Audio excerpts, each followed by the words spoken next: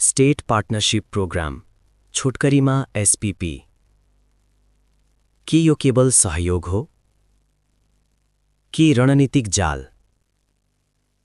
SPP अमेरिकी national guard अन्तर्गत सञ्चालन हुने सैन्य साझेदारी कार्यक्रम हो।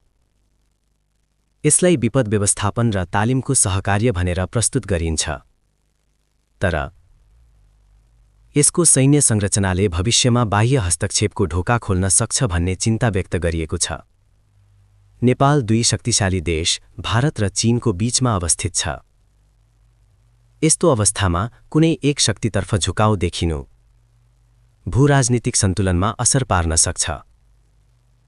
अर्को प्रश्न उठ्छ, के यस्ता सैन्य प्रकृतिका सम्झौताहरू संसदबाट अनुमोदन हुनु पर्दैन?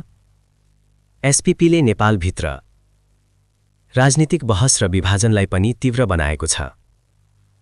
अन्ततः प्रश्न उही छ, एसपीपी सहयोगको अवसर कि भविष्यको चुनौती?